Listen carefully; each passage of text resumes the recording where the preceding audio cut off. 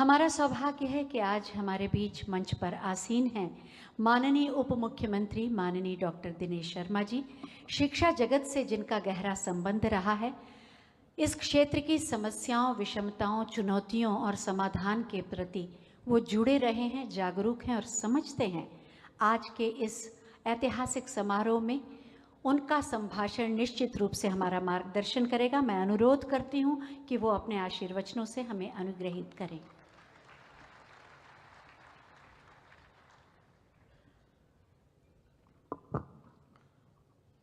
मंच पर विराजित शिक्षा जगत में एक नया मोड़ उत्तर प्रदेश को देने के लिए अपना दिशा दर्शन देने वाले उत्तर प्रदेश के यशस्वी मुख्यमंत्री आदरणीय श्री योगी आदित्यनाथ जी, शिक्षा की ऊंचाइयों में, खासतौर से प्राथमिक शिक्षा में अपनी प्रतिभा और लगन से एक नया मोड़ देने की कोशिश करने वाले बेसिक शिक्षा मंत्री आदरणीय श्री सतीश चंद्र द्विवेदी जी, यहाँ की अपर मुख्य सचिव श्रीमती रेणुका कुमार जी, मंच पर विराजित नीति आयोग से श्री आलोक जी, सचिव श्री संजय कुमार जी और इस बेसिक शिक्षा विभाग के महानिदेशक तथा सभी अधिकारीगण, उपस्थित सभी शिक्षकगण, सुदूर क्षेत्रों से सीएसआर फंड के लिए एक्टिविटीज़ को कार्य रूप देने के लिए आए हुए सभी महानुभाव,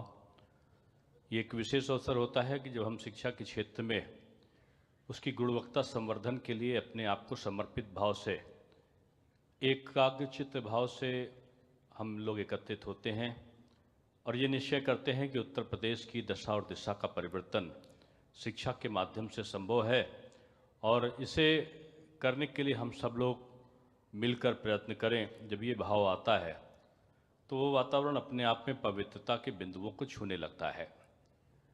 बहुत दिनों के बाद, जब 3 साल पहले, अब 3 वर्ष होने वाले हैं, 19 मार्च को जब पूज्य योगी आदित्यनाथ जी के नेतृत्व में सरकार बनी, तो एक नया परिवर्तन देखने को मिला प्रत्येक विभाग में और इसका सबसे बड़ा लाभ शिक्षा विभाग को मिला।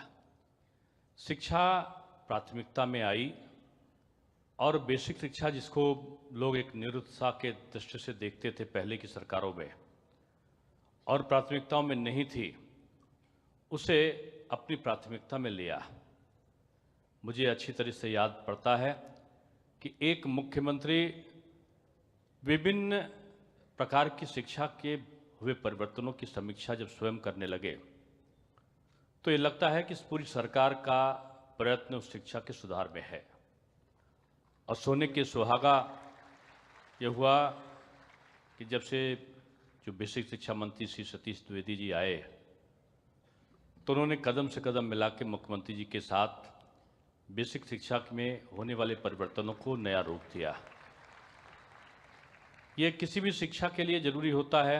वैसे मैं हर जगह अक्सर कहा करता हूँ कि बिल्डिंग चाहे जर्जर हो, हालांकि जर्जर से काम नहीं चलने वाला, बिल्डिंग बहुत अच्छी ना हो लेकिन वहाँ के पढ़ाने वाले शिक्षक अगर अच्छे हैं तो वो विद्यालय अच्छे विद्यालयों की श्रेणी में आता है।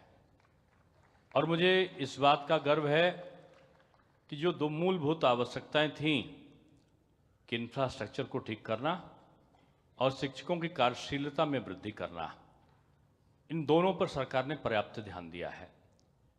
और इसका नतीजा ये हुआ कि मिशन प्रेरणा के द्वारा और मिशन कायाकल्प के द्वारा, जहां इन दोनों चीज़ों के लिए प्रयत्न किए गए कि विद्यालयों में वहां पर बैठने की व्यवस्था, बेंच की व्यवस्था, ब्लैक बोर्ड की व्यवस्था, कहीं कहीं वर्चुअल और स्मार्ट क्लासेस की व्यवस्था, बच्चों के लिए मोजे, जूते, बैग, पुस्तक, इनकी व्यवस्था, पुस्तकालयों की व्यवस्था, बच्चों के खेल कूद के लिए विभिन्न प्रकार की खेल सामग्री की व्यवस्था जहाँ की गई, वहाँ एनसीईआरटी के कोर्स पैटर्न पर जो टीचर्स को प्रशिक्षण की व्यवस्था भी की गई।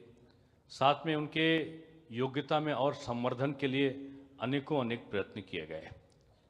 मेरा स्पष्ट मत है कि जहाँ का शिक्षक अपने शैक्षिक गतिविधियों में परिवर्तन निरंतर करता रहता है और सीखने की भूख उसमें रहती है, और एक शिक्षक के लिए मैं सबसे बड़ी बात जो मानता हूं वो ये कि शिक्षक वो श्रेष्ठ है जो अनवरत विद्यार्थी की भावना से काम करता है, एक विद्यार्थी की तरह जिसमें हमेशा सीखने की भूख होती है, क्योंकि विद्यार्थी हमेशा बड़ी प्रेरणा के साथ में अपने टीचर को देखता है।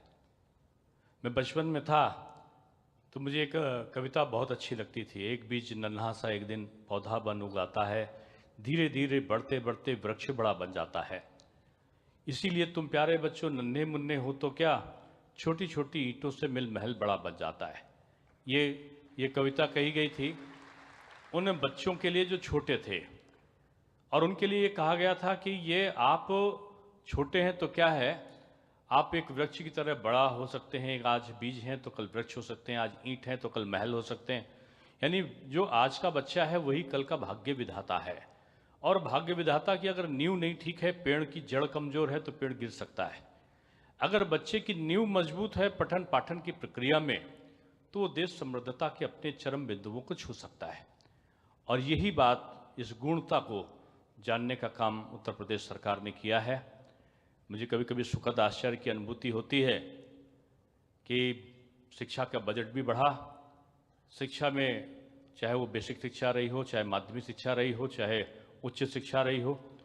अभी मैं आज ही आ रहा था तो एक पत्रकार मित्र ने मुझसे कहा कि आज़ादी के बाद 27 निजी विश्वविद्यालय बन पाए थे अभी तक, और योगी जी ने एक दिन में उच्च शिक्षा विभाग में 28 निजी विश्वविद्यालय बना दिए। तो ये भी एक चमत्कार से कम नहीं है।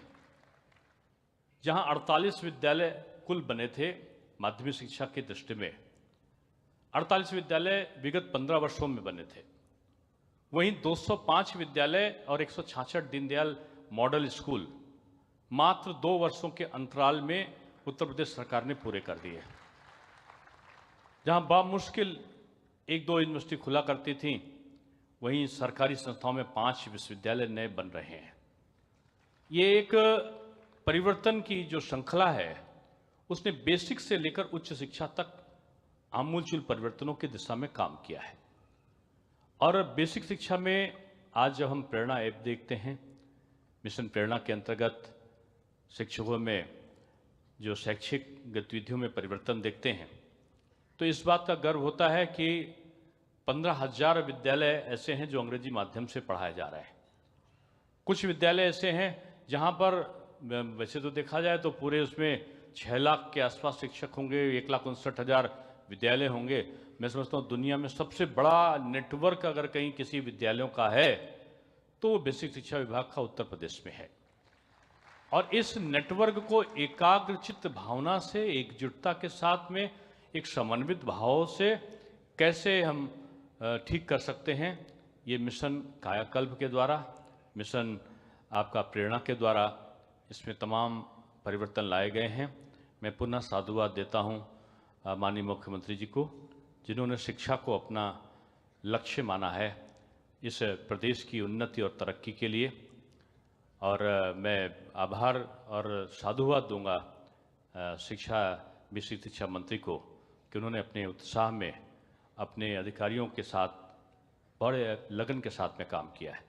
मैं मुख्यमंत्री जी को कभी कभी अंतर्मन से साधुवाद देता हूं कि बेसिक शिक्षा विभाग के लिए मैं कभी कभी कहता हूं, हालांकि जब विभाग उन्नति करते हैं तो देखकर प्रसन्नता होती है, लेकिन पहली बार उन्होंने अधिकारियों में नीचे से लेकर ऊपर तक अच्छे अधिकारी जाएं बेसिक शिक्षा विभाग में, इसकी कोशिश की है, और अच्छे मंत्री जाएं इसकी भी कोशिश की है। इसलिए मैं दोनों को साधुवाद देता हूं कि आपने इतने अच्छे तरीके से एक समन्वित भाव से यहाँ पर काम किया। आपने मुझे अवसर दिया, आभार व्यक्त करता हूं। धन्यवाद।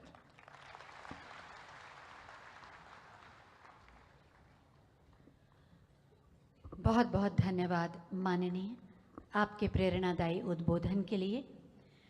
कोशिश करती है सरकार शिक्षा पहुंचे सबके द्वार।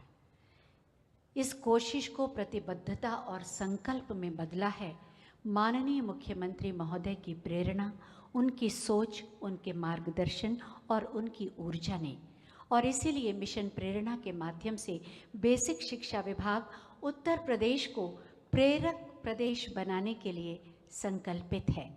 मैं बहुत ही आदर के साथ माननीय मुख्यमंत्री महोदय से अनुरोध करूंगी कि आज के इस अवसर पर अपने आशीर्वचनों और मार्गदर्शन से हमें अनुग्रहित करें।